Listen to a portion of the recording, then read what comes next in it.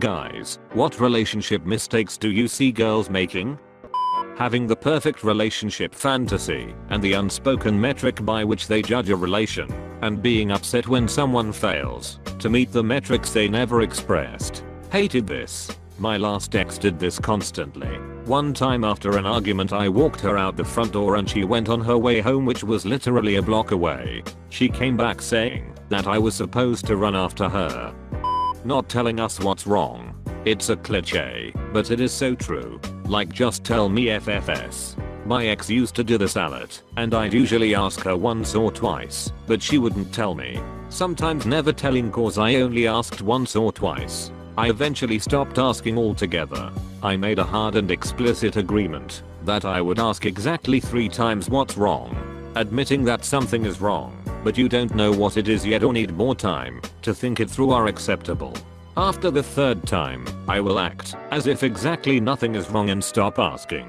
This isn't perfect, but it makes it completely out on the table what your intent is at any given point in time. If you only ever ask 3 times, then they're less likely to be left waiting for you to ask just one more time, for instance. That said, there's more to it than this. If you don't have decent listening skills, people will learn not to tell you what's wrong anyway. I have previously spent time being frustrated when people wouldn't tell me what was wrong before finally realizing that I had a habit of getting defensive or critical or highly solution focused when they finally did tell me, which was of course not at all what they needed in that moment. Why on earth would they want to open up if I would immediately just shut them down? It's important to establish clear boundaries and expectations around communication, and that goes for both parties. If you want to influence your partner to grow in the relationship, you need to create the room for that to happen and make sure your behaviors and responses do not discourage that growth. You don't control your partner, but you do control yourself. Don't make the mistake of thinking nothing has to do with your behavior. It can be painful, but if you can find things you could do better, it's the number one thing you can actually change. Not having a life outside of your so. It's healthy to have different groups of friends and different hobbies, so don't forget to and what made you happy before you were in a relationship.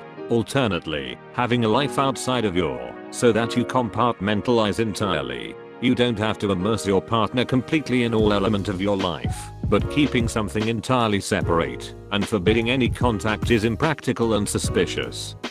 Assuming the worst.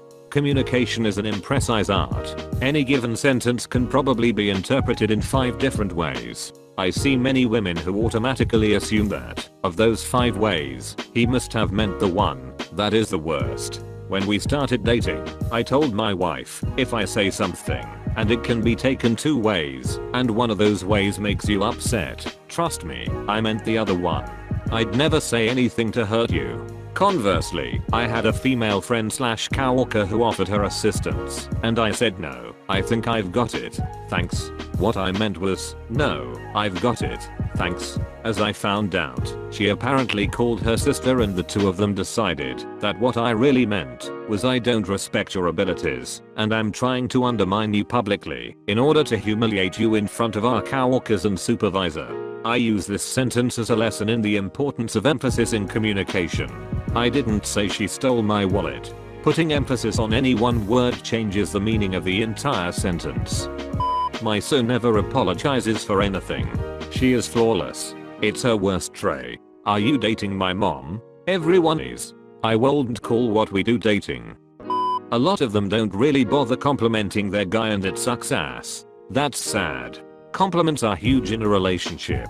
That's why so many people resort to social media, because they are not getting enough attention from their so. This can be discussed and changed though. Happened with my husband and I. I remember asking him to post a picture of me that he took, and then I asked myself why I so badly wanted it to be on social media, and it was because it was one of the only pictures I felt I looked pretty, and because my husband wasn't really reassuring me that either.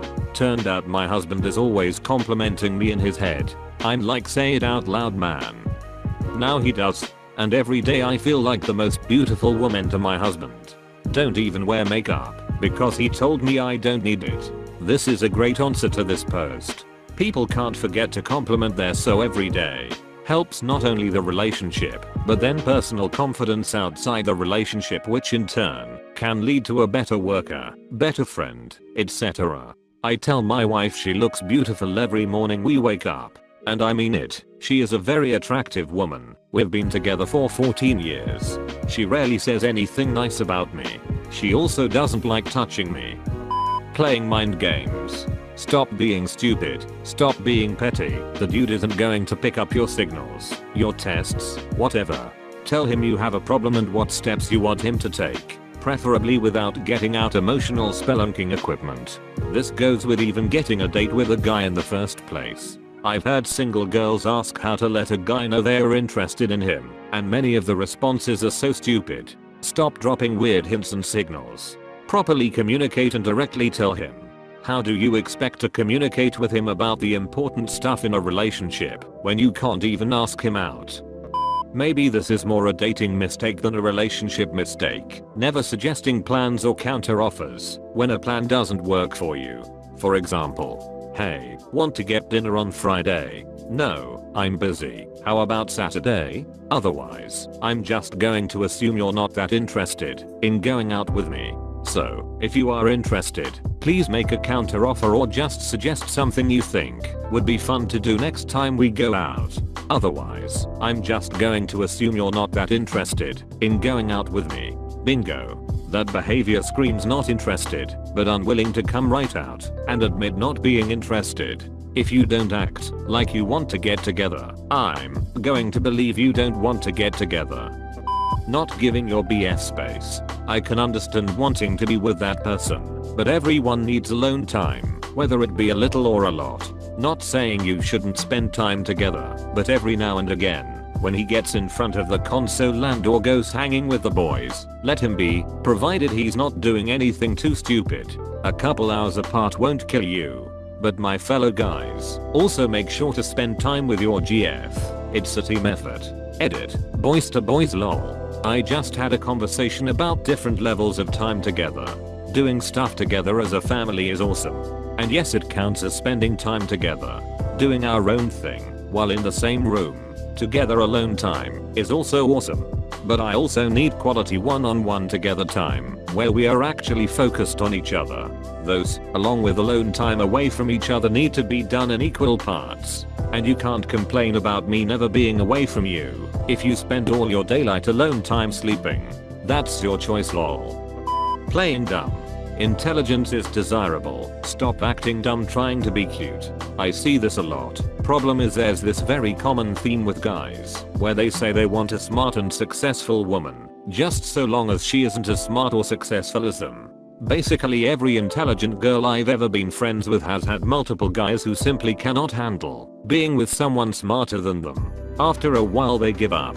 So they play dumb, because guys love to be the smart and capable hero who swoops in to rescue them. Some guys like to play the hero and feel smarter than their partner, which means that they're not the right person to be with. Smiley face. I had a few guys that lost interest in me because they thought I was too smart, which is not entirely accurate, haha, but if that's a turn off for them, we obviously wouldn't be compatible. No loss in the end.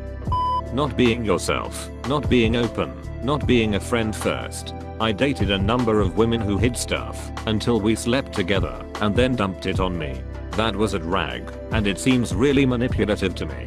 And then when you dump them for it, they go on to Facebook talking about how guys only want sex. The moment they learn you're a person, they leave you. They then make it onto the front page of r/Nasegerals. OMG, this literally just happened to me. Got to the stage of sleeping together, then found out a bunch of stuff I didn't know before and realized the relationship is not going to work out. I break it off and get blamed I was just using her for sex.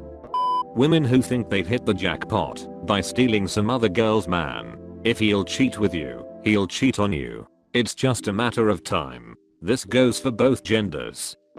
Caring about displays of wealth instead of wealth. Ladies, if you want a stable life, don't date the guy who leases a BMW and rents a nice condo, but owns nothing. He is spending every penny he makes. Date a guy who drives a paid off car and doesn't display his wealth. Finally, some advice that reflects my paid off 2009 Hyundai accent and my current residence with my parents again. Whoa, 2009. Look at Mr. Moneybags over here.